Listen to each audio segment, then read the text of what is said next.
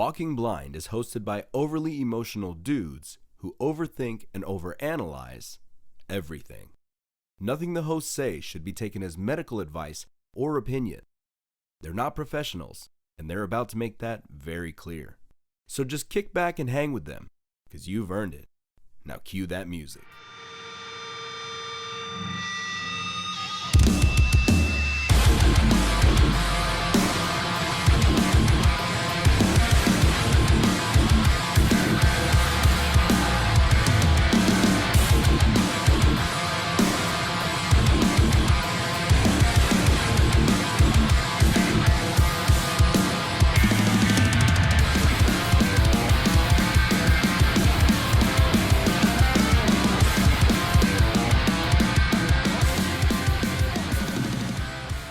And we're back. I actually don't even know if we caught that last part on video because the camera was acting crazy. So what we're going to do is this. There might be a part 2. This might be a continuation. Who knows? Who knows? You might be on part 2. You might still be on part 1. But we're just... We're figuring this out. This is episode 1. Yeah. Okay? Have grace. This is the pilot. This is the pilot episode. So we were talking about your... school experience, how you were not the greatest of students, how you Awful student. You took a bunch of classes that you weren't talking to a counselor, you weren't even sure like what courses you needed to actually pursue the degree that you were going for. Yeah. Well, I wasn't even So you just wanted to take classes. Yeah. Like you were just okay, so I guess let's dive into this. Why did you choose to go into the field that you did, and what was the reasoning behind becoming a social worker? Because in the beginning, you just said, it was, I'm just going to take some classes. I just want to learn some stuff. Mm-hmm. And then that became you're graduate. You're the one with a degree at this table. None of us have a degree except you. All right. Well, you're an educated man. But am I though? So going back to it, the whole reason this even started was, as we were releasing our album Cycles, we had a good friend of ours take his own life, and that was the snowball effect for our band. And so it was my buddy Will. It hit me hard because he was the first person that used the words, calling me a mentor, which is kind of, it's funny to think that for how long ago that was, because I was figuring everything out, as I was going. Yeah. Still figuring stuff out. But he was I almost took it personally when he had passed away. So it felt like it was right under my nose. I didn't know how to feel, I didn't know how to act. So I wanted to learn as much as I could about just mental health. I wanted to understand why people take their lives. What's what is depression? Because I felt like, I know what somebody who's depressed, I know what it looks like. And if I see them, I'm going to go I'm going to go say something if I see it, or if they're feeling that way, then they'll come and find me. And then I realized that's not how it works. And so I became kind of just obsessed with mental health. And so I would watch videos on tour. I would read up anything I could about it. And then I started to talk to people. And so I would, they started out as rants. The first couple times I would say anything about it, they were basically rants. Cause one night I'd be more upset about it. The other night I'd be more sad about it. But I would just kind of talk about losing Will. And eventually it started to spark up conversations. So people would find me after the shows.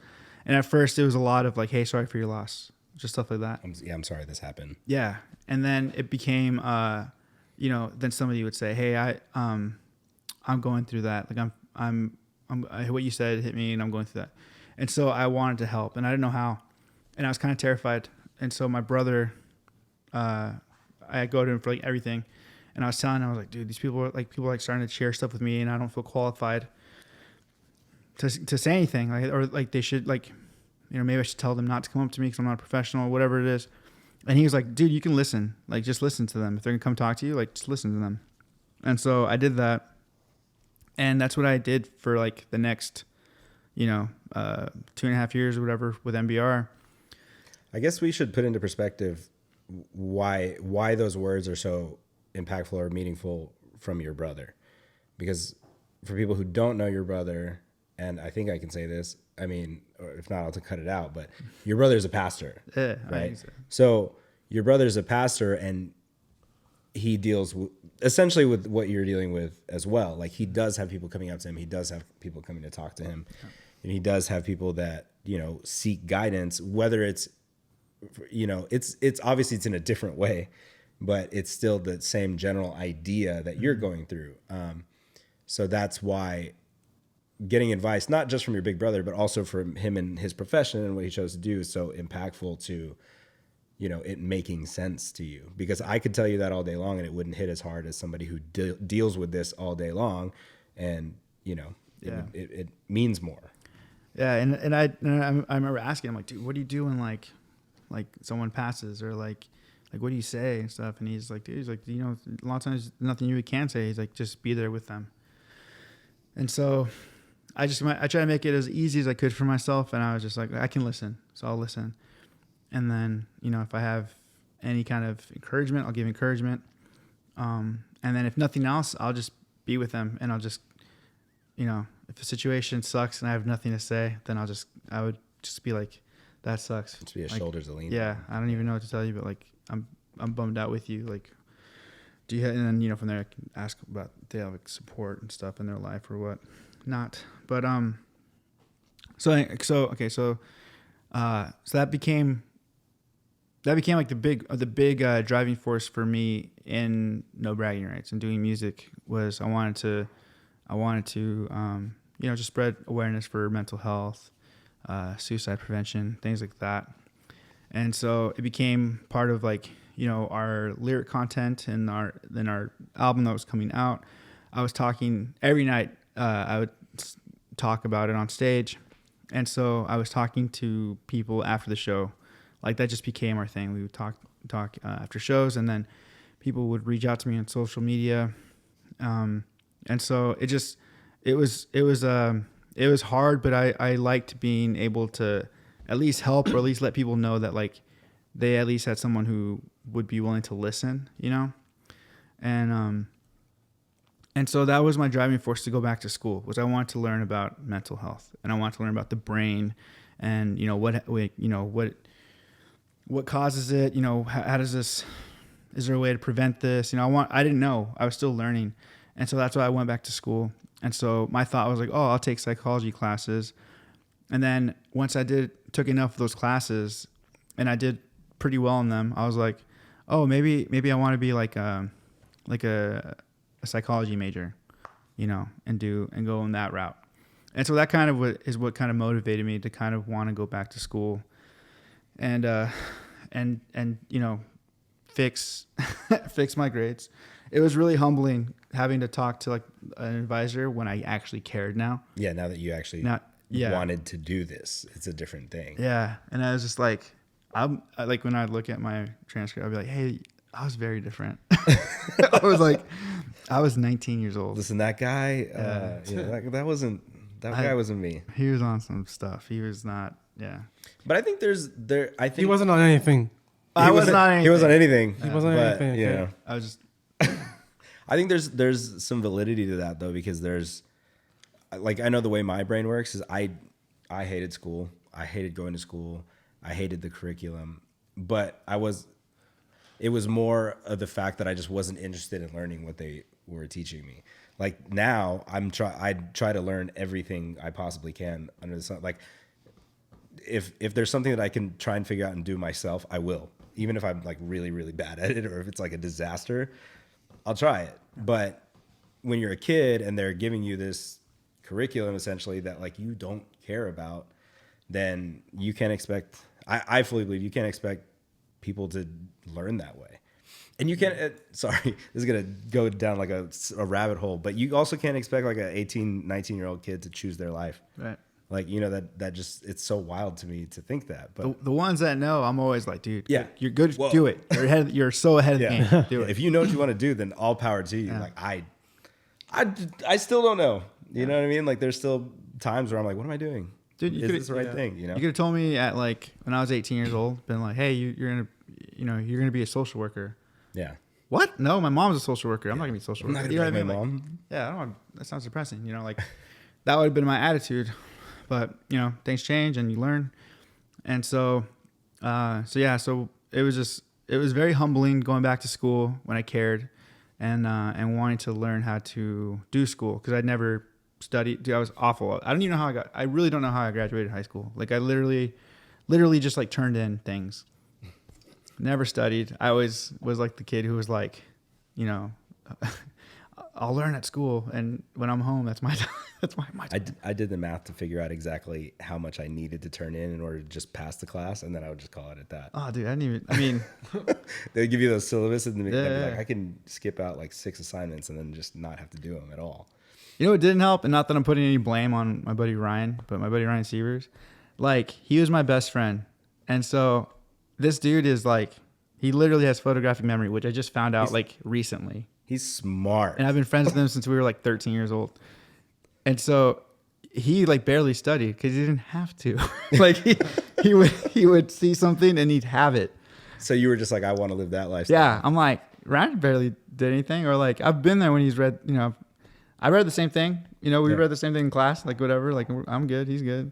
And he had like, you know, straight A's and stuff. So that was kind of dumb on my part. But so we went back to school. And then once I raised my grades, it became a thing where it was kind of like okay, so if I get my grades like good enough, can I transfer out kind of thing? And then they again put me on a path, and I wanted to do psychology, and so that was like so then I had like a direction that I wanted to go, and you know, I thought maybe I could be like a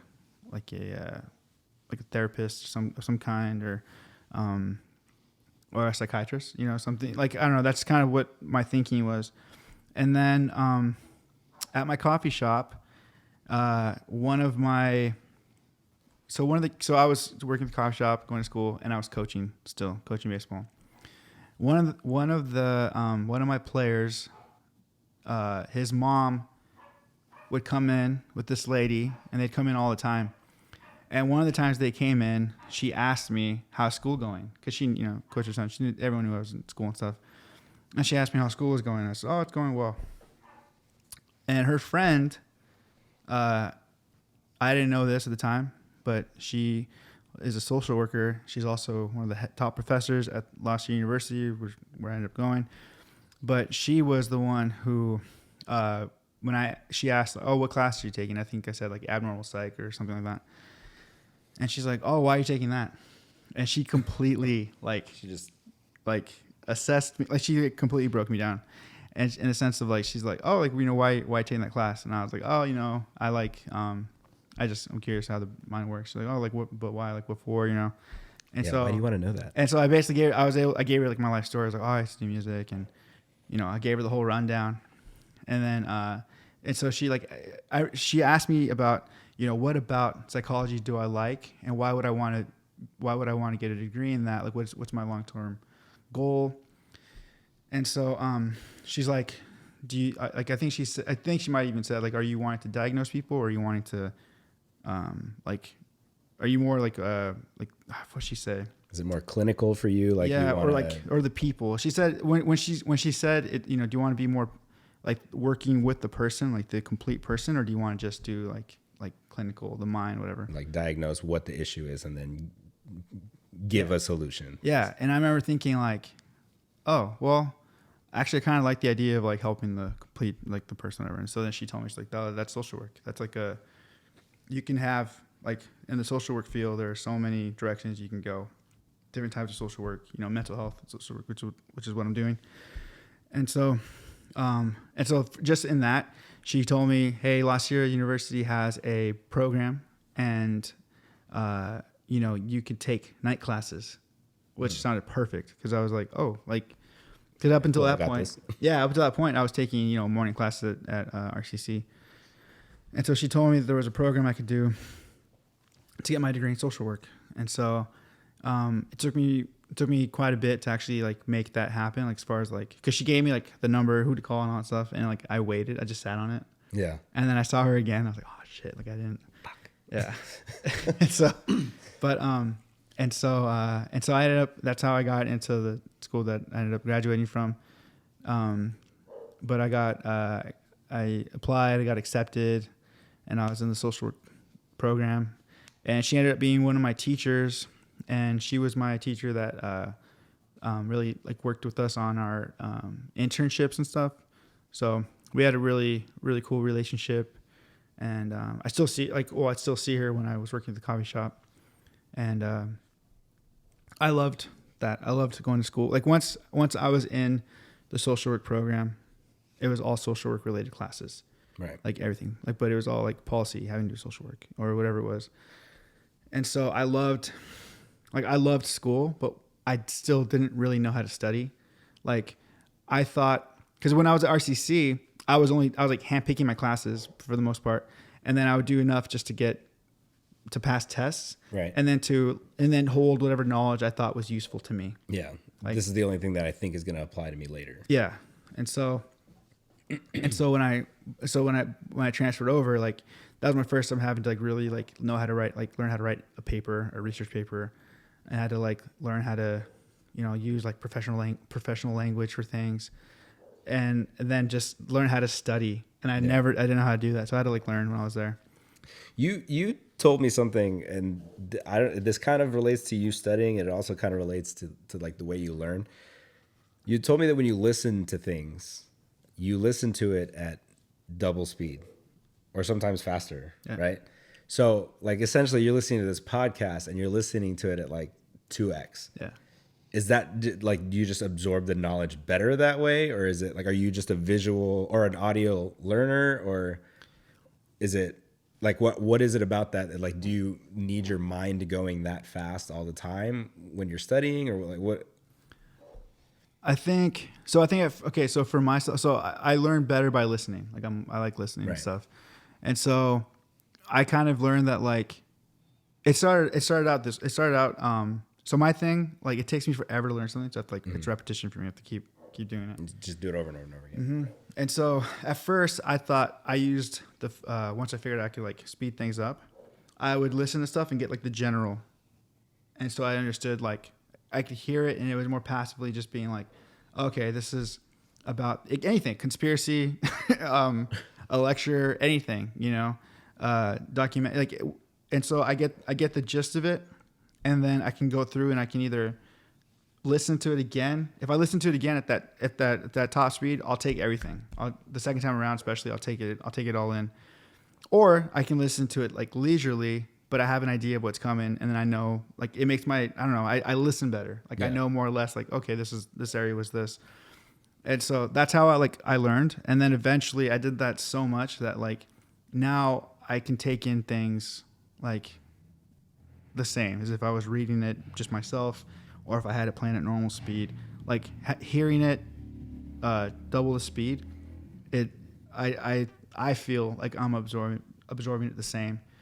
And then it just allows me to like get through material faster or review it more.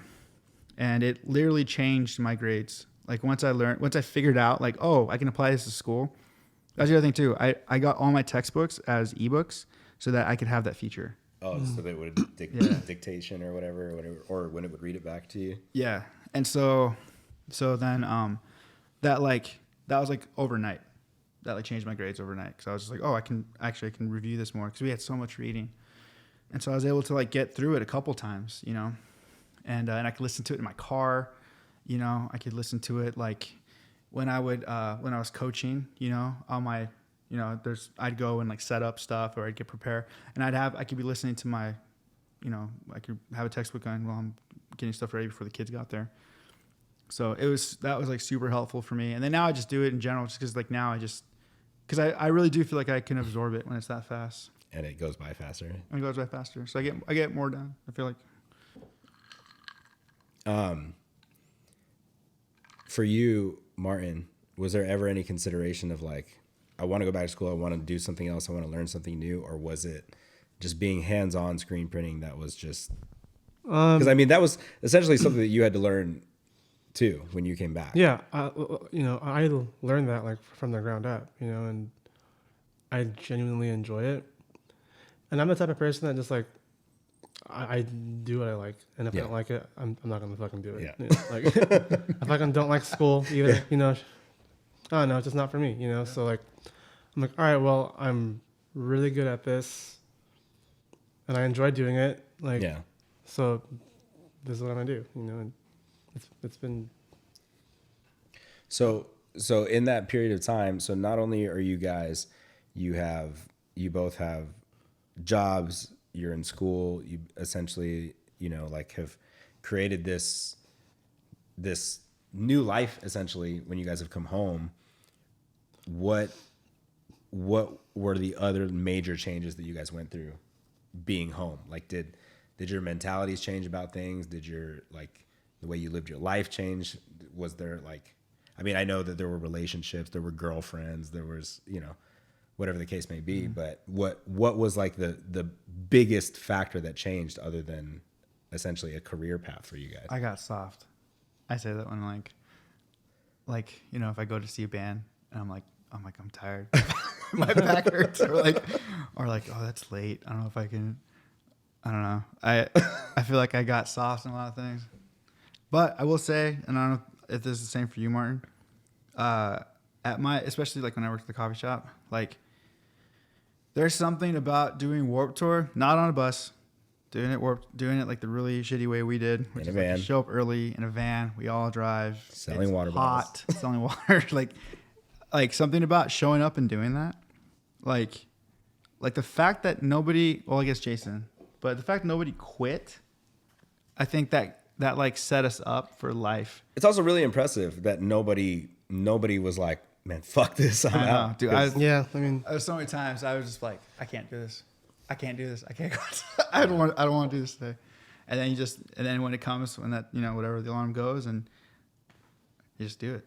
And then I was able to, I don't think, like, obviously I had a couple, like very few times within my 8 years of working at the coffee shop that I had to call in because I was sick, but definitely learned to like just show up even when I felt like shit. Because yeah. I don't know, do you ever feel like this will never be as bad as like Florida in August? Yeah, yeah, dude, yeah. Absolutely. So yeah, I think I don't know. I mean, yeah, things changed. You know, I got to date, and then I got a dog. I have a Shih Tzu. His name's Coda. It's like my kid, basically. Which reminds me, excuse the dogs barking in the background. Yeah, We can't afford a studio. they're really cute dogs. But just in my time off, let's see, what was the question? What have I? Like, what do you think like was the biggest change other than just being home and starting a career path? What was the like mentality like, or the life change like? Like how long? I guess another question would be, how long did it take to really adjust to the new lifestyle? I think I adjusted kind of quickly, even though I had a lot of like a lot of learning as I went. But I was just excited to be doing something else, like including school and including all that. Including school, like even, you know, now looking back on it, it's like I'm kind of like, dude, how did I do that? But like when my schedule was waking up at like 4 a.m. to clock in at 5 a.m. to work at the coffee shop from 5 to 11, whatever it was, and then I'd have baseball from 2 o'clock, or I had to get there from 2 till 5, and then I have class at 5:30 to 9:30. Like that was like a crazy schedule, but I liked that. Yeah, it was nice having like a set schedule every day. Which is kind of what I liked about touring too. Even though it wasn't like set in the normal way and like you're in different places, but at least the knew where you're gonna be. Yeah, same way. You know where you'll be. You know what time loading is. Okay, cool. So then you have that scheduled then. So then I know for loading at this time, then if I'm going to eat, I need to do it this time. And then, you know, and then when this band starts playing, I know I have this much time to warm up. Like you have that whole, I like that structure. I had like structure on tour, which I liked. And then, you know, and then when that stopped, then I kind of made my life structured around school. That was the other thing too. I made, you know, with music, the priority was, you know, obviously like making sure we're able to, you know, perform every night. And then for my thing was, I look forward to the fact that, like, if there's someone we can help tonight, like that makes it worth it. That makes tired and, eating gas station food every night. And so I love gas station food. yeah, there's some places. Yeah, there's a weird love for gas station food that never goes away. Yeah. And so, but I kind of like made my life very simple in the sense that, like, I had school as my priority just because I saw that as, like, this is going to help me help people. Like, this is going to some way, whether I got my degree or I didn't, whether I got a job in it, I was like, well, the longer I can do this and learn in this, like, I'll have more tools when I want to help people. Right. Like, obviously the whole, like, oh, I wish what I known now would I known then. Mm-hmm. What is it, that phrase? And so, wish I'd have known then what I know now. yes, that. And so, like, so I had school. So school was like my priority. So that kind of made all my other decisions a lot easier. And then, like, becoming an uncle changed my life. That happened pretty early into this whole time off too, which was kind of crazy. And that's another thing too that's kind of gnarly. Like, I think it would have been very hard to tour when my niece was, like, just being born, or, like, that first year of her life. Right. Just because, like, I feel like we were there. Like, I was there almost every weekend. Like, every weekend I've been there, and so that, like, just having a niece and then nieces has been nice. Like, that's been like life changing for me. It's like changed, like, love in a weird way for me. And then, yeah, just having school being that focus, which was crazy when I finally got to graduate. When I finally graduated, it was literally my mom's, like, only wish for me. And it sucked because she told me this when I was, like, in the heart of, like, touring, like, 2012 or whatever. She's like, my only wish, my dying wish is that you graduate from college, you finish your degree. Yeah. And I was like, pick something else. Yeah. I will never go back to school. You want me to have a kid? I'll Yeah. have a kid. I was like, anything else, Mom, please, anything else. Like, and so she's like, no, it's my only wish for you. And so, and it's crazy. Like, yeah. So I finished, got my degree in social work, in June of this year, 2021. And then started looking for work. But, yeah, I mean, that's kind of just, I guess, where we've been at, because that hasn't been too long that I've not been in school. So you guys had been on this break for so long, and you guys had been essentially gone for so long. What was the lead up and reasoning to this new record? Now, I know that, like, and we won't talk too in depth about it, but I know that at the time Christian had already left, and then the talks of the new record came in to play. So what was it that really sparked, or, like, what was, I guess, the catalyst that sparked a year ago you guys deciding, like, okay, we're going to put out a new record. We're going to do this. We're going to come back. We're going to make a comeback. I'll let Martin answer this one, like, more in full, but even before that, like, we'd always had talks about, like, about writing and doing stuff, and that we'll come back, hey, like, we should, like, I think we've all known that we had music, like, that we still wanted to write, we had things we wanted to say, and we talked about it. We even had a demo, but it just never really got off the ground until Martin made the phone call. Yeah, I don't know. Like, once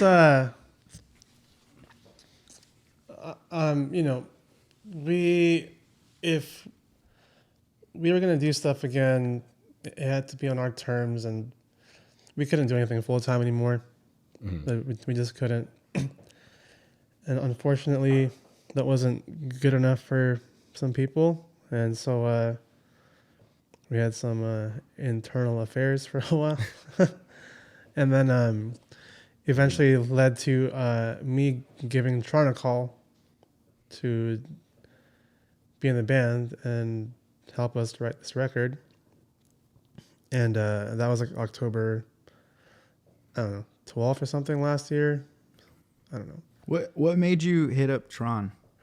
Well, he had been posting just like a shit ton of like videos of him just like playing and jamming and stuff. And I'm like, man, like he's like really good, you know? And like, I mean, I've always known he was like really good, but yeah, to clarify, Tron is Anthony, he used to be in a band called To the Wind, who we are really good friends with and we've toured with many times. who also was a Pure Noise Records band. They were also a Pure Noise band. But yeah, so, you know, we've known him for a while and he's a very talented dude. And it got into my head. I was like, damn, like he'd be perfect to be in this band.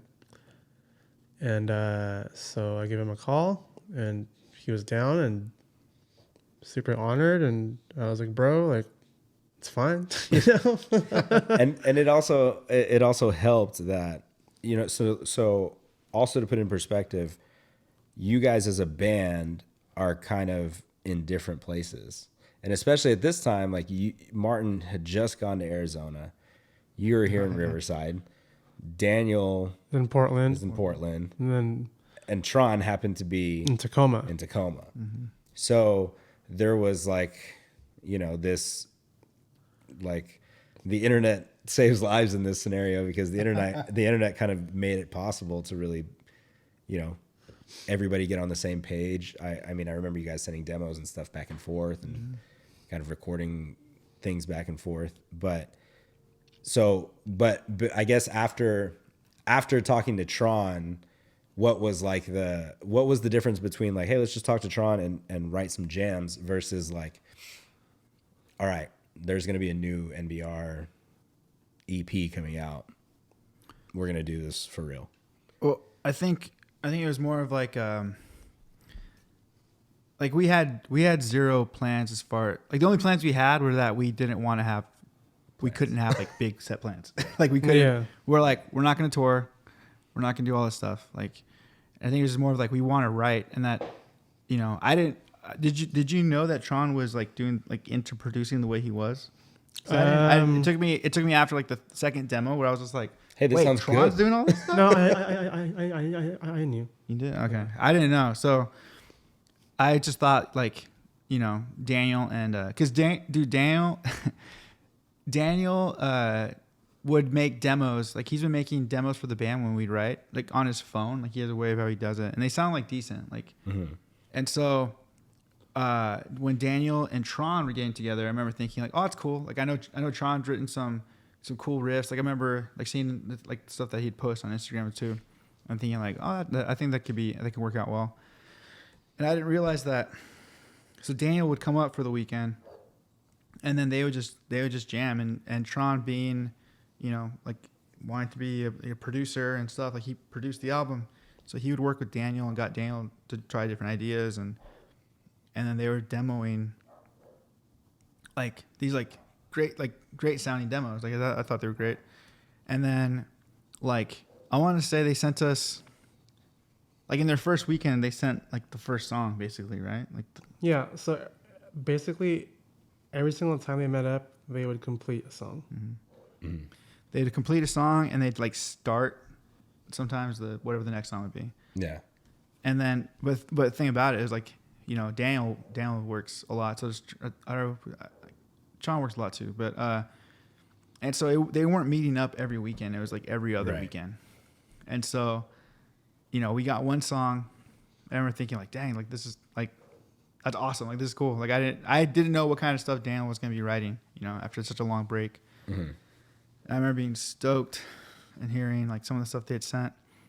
And then by the time we had like 3 demos or 3 songs, I also this was my senior year. This is my last year of undergrad, so I was like super busy. And I remember telling the guys like, "Hey, keep writing. Like, do you guys do what you're doing?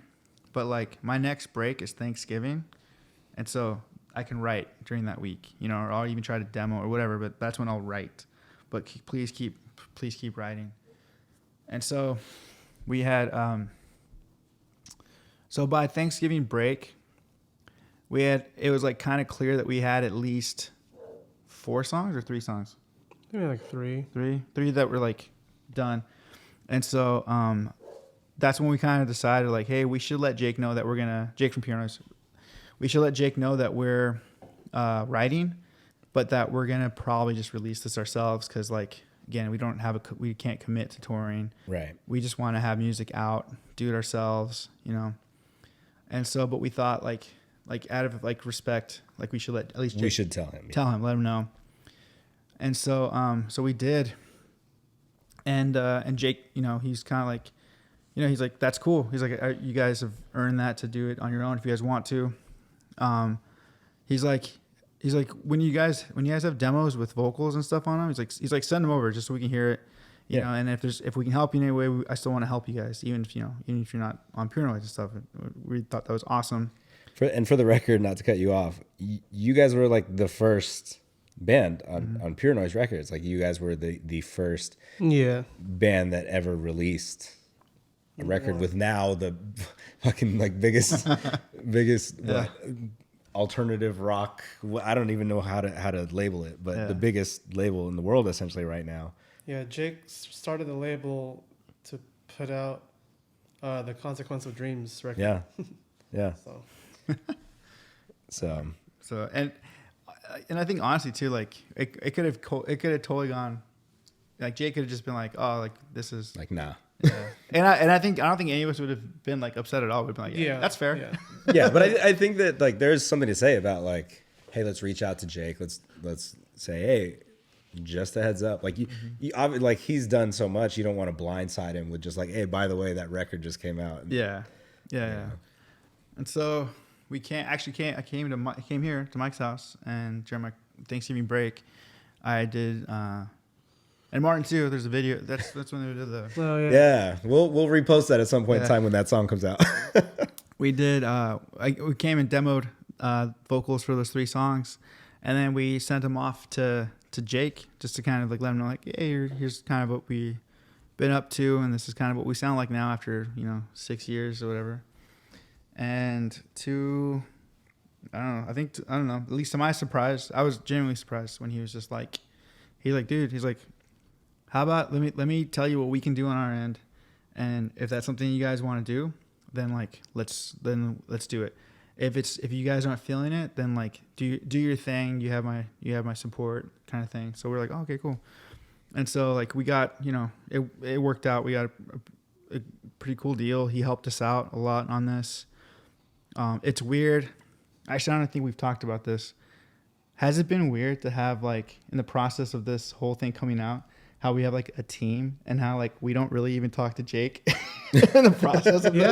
Yeah, I know. Yeah, it's like he chimes in every now and then. Yeah, he's involved, but like he's running a massive. For the most label. part, we've been speaking to other people, and it's been great.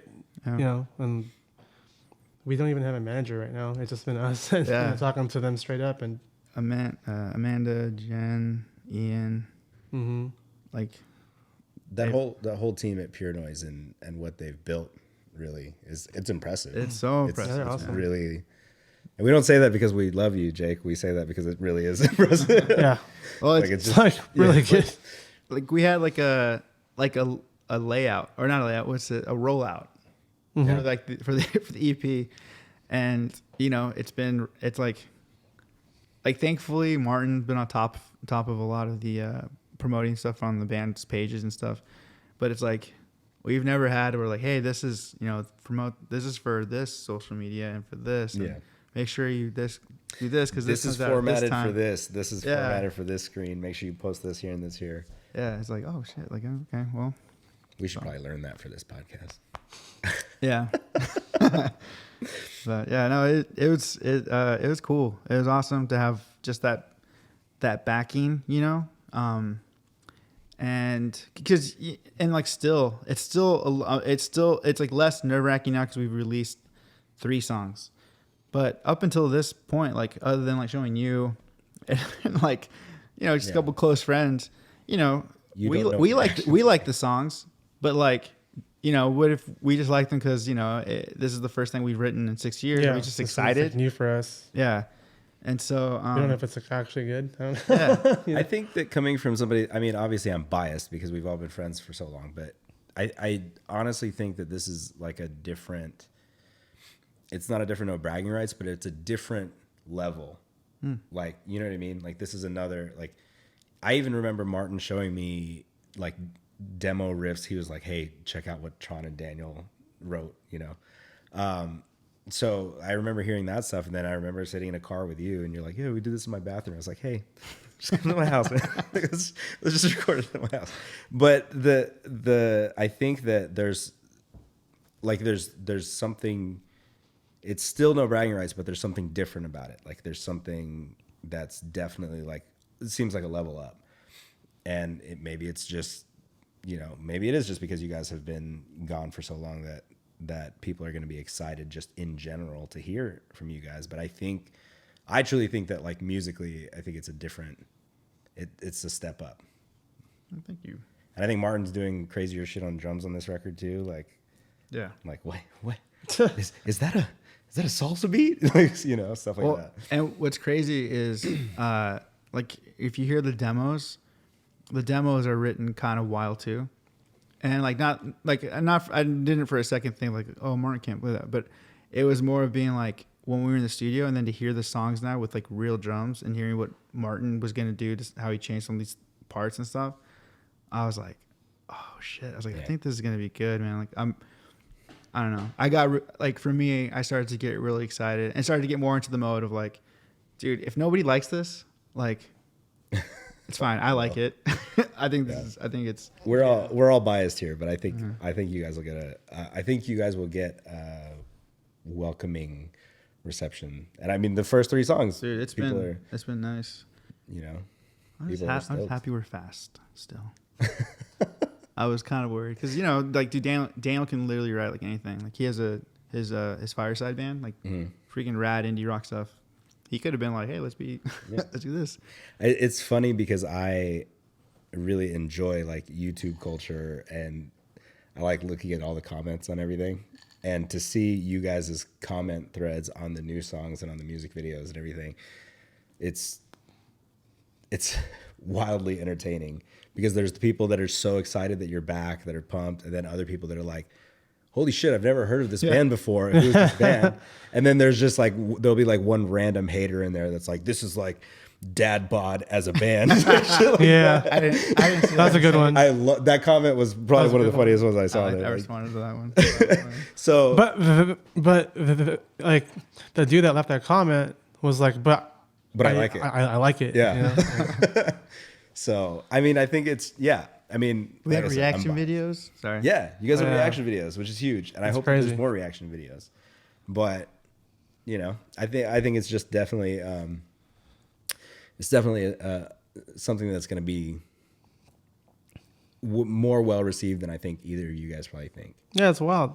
Yeah. I mean, it's already way more than I thought. yeah, me too. People still care, guys. People still care. It's nice, dude. You guys are fucking crazy. So I guess that being said, I know that we've been rambling for a long time. I know that we've been talking for a while. So we'll stop here. And then I don't know if this is going to be 1 part or 2 parts, but the next episode following this, we're going to talk to you about the whole writing process for the whole record. So we're going to talk about the 3 singles that you guys have heard. And then we're also going to talk about the rest that you have not heard, but will be hearing in a few weeks. And depending on when this drops, maybe it's all going to drop like right around the time that the record drops as well. But I think we'll be able to talk about some cool shit because there's cool stuff in these songs. And then I promise after that episode, you're going to hear way less of me. You're going to hear way less of me, and then you're going to hear a lot more of not only Mike, but you guys as well, because we want to talk to you guys and we want to talk to friends. This is like we were saying, there's more of you want to give you guys more of an introduction on like, I guess on me, because people who, unless you know my band, then but for anyone who's coming new to this, kind of what led us to this, because a lot of what we want to center a lot of this is mental health. So just to kind of give a little bit of context to like why. And I think these first 2, I guess parts 1 and 2, we're if that. we do parts 1 and 2, I don't know. Yeah. Maybe we'll just make you guys suffer for like an hour and long one. 45 minutes. Let's put like we'll put like a little break. Yeah, We'll put music. we'll put like one of those let's all go to the lobby, like that, one of those intermissions that are in the old movies. Mm-hmm. So, well, that being said, let's get out of here. Thank you guys so much. Walking Blind podcast. Yeah. This is the pilot. I'm gonna have a tagline at some point. I don't right now, but I will. We don't have anything yet. Yeah, we're putting some episodes together. So we hope you guys enjoy. Cutting in again because we do have some other stuff that we also forgot again, because that's what we do. Yeah, well, I just felt like it was worth like kind of mentioning. Yeah, so I was hesitant to say my professor's name that who I spoke to at the coffee shop. Her name is Daphne Thomas, Professor Thomas. And she's it wasn't for her, I wouldn't be at La Sierra. And that also goes into and why wouldn't you be at La Sierra? So in the episode, I basically say like, oh, like I don't forget what I said, like I was dragging my feet, or like it took me a while to like really look into the program or going back to La Sierra. And I say going back because I actually from high school I went to La Sierra University right after I graduated, 2002, as one does. Yes, and so I was asked not to come back because I was, like I said, was not a very good student back then.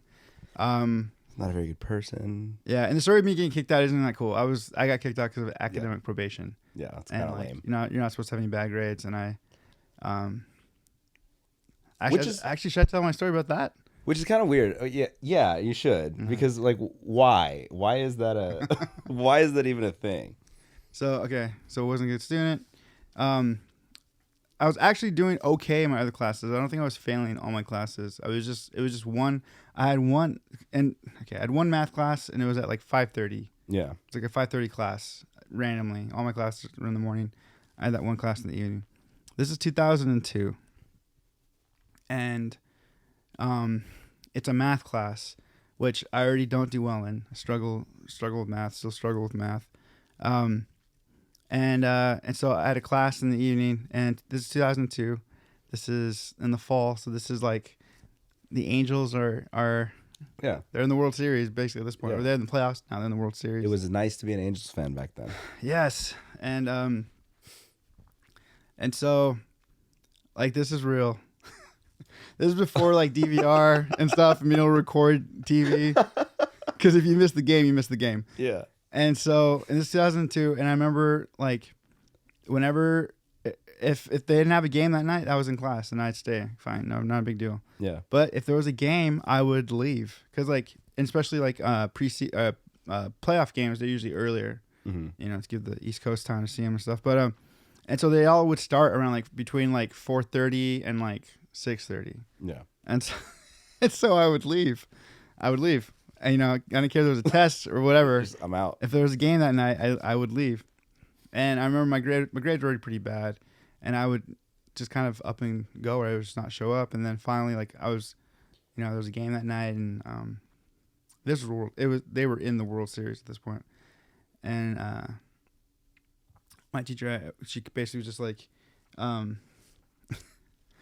she's like, Mr. Perez, where are you going? And I was shocked she knew my name because it was a pretty big class. She knew your name because you were never there. Or like that dude that leaves. And so like I could have lied and been like, oh, you know, I have work, or like I'm not feeling, I don't know. I could have lied. Yeah. And I just felt the need to be super honest. And I said I can always go back to school. The Angels won't always be in the playoffs, or won't always be in the World Series. And I walked out and I got an F in that class. Got dropped from that class. Yeah. So. But see, like, what? Okay, so what were the rules behind academic probation? Like, why? You just can't get anything. Well, first off, my GPA was like I said, I don't even know how I graduated high school. My GPA was super low, and so normally I wouldn't even been able to be like admitted into La Sierra University unless I was there on academic probation, which was I had to have. Oh, I see. Okay. I had to like maintain at least like a 2.0, and I couldn't have anything lower than a C-. Is that like some weird way of padding college's scores? Probably. Like, yeah, we're a high ranking university. Most of our students have C's at the least. Yeah. You know, Yeah. well, that's because everybody else gets kicked out. Yeah. So I don't know. At least for entry, you know. Yeah. So Yeah. but yeah. So and you know what? It was sad, like I don't know how to feel about it, but yeah, the Angels won the World Series, so I saw it, you know. I think it was worth it. It was worth it. And they haven't been back since. They haven't even come close since. Another thing too, if you'd have stayed in college at that time, right? And let's say that era of Mike Perez fucked around and got a degree. What would it have been in? English. English? Yeah. Because you were always writing. I was yeah. Okay. And you know, at the time, and I remember the one thing that did kind of, it's like one of the, like, you know how like, oh, your path could have gone that way. Yeah. I just like, again, I didn't want to be at school. And I had a teacher, and I remember her last name was Gardner, Professor Gardner. And she like, I forgot what we had to do. We had to describe something, and she liked how I like we had to describe like a place that we liked. So I described the Showcase Theater. Oh well, yeah, you have a lot of And love so for that yeah, place. there's a venue. It's a venue that I basically grew up going to, and We have a lot of there are more memories at that venue than anyone can, and I didn't even grow up going there. I was just there later on, and when I ended up back in California. yeah, it was sick. But First time I ever got knocked out was at that place. dude, I think me too. Really, when I got knocked out. I stage dove because like this is when Under Oath was still like super metal, like. Oh yeah. And I just like, I forgot like the entire show, like, cause it took me a long time to like warm up to like heavy music, cause I was like so punk rock. And I remember I was at the show and it was fun. It was a fun show, but like I didn't mosh.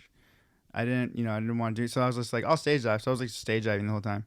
Yeah. And one of the times I jumped out, like just my hands got caught behind my back as I was falling, and I like penciled. And I think that's what I did. I don't know. I woke up as I was getting carried out. So got knocked out. Yeah, I think that was like my first like official like getting knocked out. So here's another question for you. When you were writing your essay about Showcase, and you're writing about your letter Showcase, did you have a word count?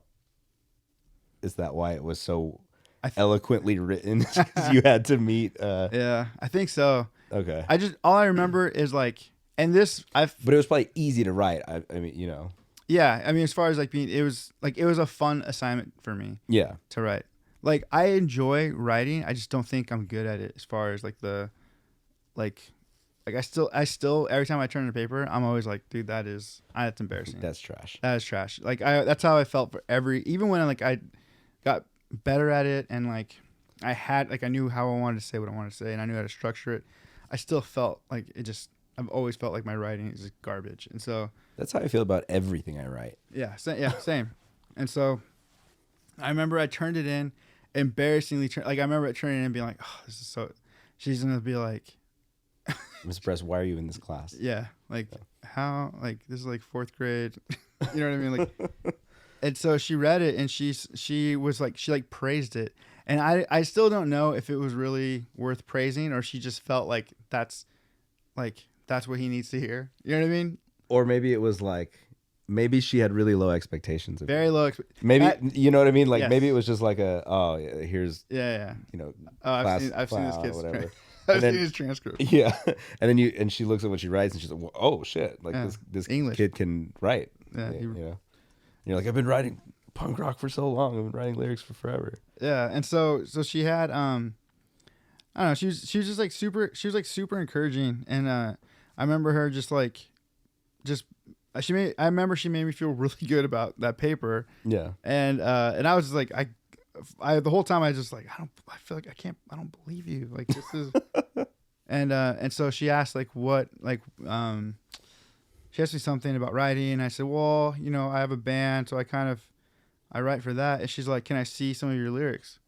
I was like, oh shoot. I was like, sure. And so Sad panda. And so that was before that. It was way before. It was way before Sad Panda days. But we had. Oh, you know what it was? No, we had a poem assignment, and so we she's like you can bring it in. You can type it. You can write it or something. It has to be poetry, and it's due on Monday, and like it was really kind of just like you can either bring poetry in or something like that, right? Yeah. And so my first thought was like, oh, cool, I'm gonna bring like a lyric from a band that I like. But I just for whatever reason started writing in class. Yeah. Just like not with the intention of like, oh, I'm gonna turn this in. And so I started writing, and I can't remember if she saw that I had been writing, and then she asked like, what is that? I was like, oh, sorry, because I wasn't paying attention in Right. class. Right. And so she's like, were you doing the assignment? So of course I was like, yeah. Kinda. Yeah. You know, I was just honestly, I think I was just kind of being bored and trying to write lyrics. So that's another thing. That's like all I did in high school, really. Just yeah. So I mean I don't want to get too far off tangent. Well, on this little cutaway scene, but do you hold on to all the stuff you write? Like, do you have old notebooks and shit like that, or do you like? No, I wish I did. Because I think I have like old notebooks that I've written. I have like two. One of them has like stuff from high school for sure. Yeah. Which I hope I don't lose, just because, dude. And also I'm not a serial killer. But if somebody found that book, they'd be like, oh yeah, this dude he's just because like there was a time when I used to just burn through notebooks. Like I used to literally. I can't tell how many notebooks I've. Are they like? Is it just because you're just all like sloppy all over the place, or do you line by line go through every notebook? Well, so then when I started to, like the first time I had like my mom be like, "How are you burning through these notebooks and you have bad grades?" And so I remember thinking like, "Oh shoot, I gotta be smart about this." And so I remember I started to like use every inch of paper. So that's why. So then also, and the way even now when I write, if I don't have a laptop and I have to write on paper. So I'm like a big believer of like, if you have something, write it. Right. Like write that, whatever it is. Like I don't get hung up on like, because I've had times where I'm like, dude, everything I'm writing is like super sad. Mm-hmm. And I was just like, oh, that's how I'll just keep writing. Guess this is sad. Yeah. Or like, oh, this is like, I don't know. So like, I just felt like I'd always lean into like, I felt okay always leaning into whatever I was feeling and just like get as much as you can out of it. And so the way I write is if I have an idea, I'll start it. No matter where it's at, I start. The minute I want to do something else or the idea changes, whatever, then I have to write somewhere else. So I'll either. So my first idea is always like a normal. Yeah. So the minute that changes, I'll either like start somewhere else on the paper and I'll like start writing diagonally. Like I'll start at the top corner and I write out that way, or I'll turn it upside down. I'll start from the bottom up, and so my papers are always like. And like for me, I can read it because if I started writing like an idea here and I'm going and then I get tired of that and then I do something else. If I go back to that idea, no matter where on the paper, I just see what direction I'm writing and then I'll write from there. So then when I go back and I'm looking for ideas or whatever, I can just look at the paper and be like, oh, this is all from that idea. Yeah. This is all from that song, or this is from this. And so I had like, yeah, it was. That's like majority of what my notebooks were, like especially the last half of like of my high school, and then early failed college attempts. So, but yeah, I wish I would have kept more. I know I have one for sure. I have like one that is like has some of that high school, craziness.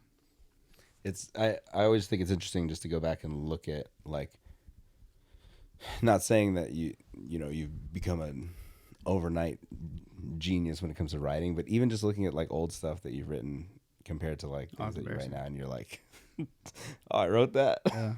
Or like you think about the different headspaces you're in when you're writing. You're like, yeah, it's just funny to me how clueless I was. I was like, that was a weird place. Yeah, I was like, oh, I remember thinking like that was very profound. Yeah, or that was really tough, or that was really cool, or. Yeah. But anyways, so yeah, that was I think that was it for this one. Cool. Sick. Yeah. Honestly, I feel like this could just hop on the end of the episode instead of us cutting into the middle of it, because that'd just be kind of weird. All right. So we'll just throw this on at the end and see you guys in episode 2. What's up, guys? Thank you for checking out that episode. Our next episode, I will be talking about our upcoming EP. And I'll just be kind of doing a deep dive on each song. So, check out the next episode.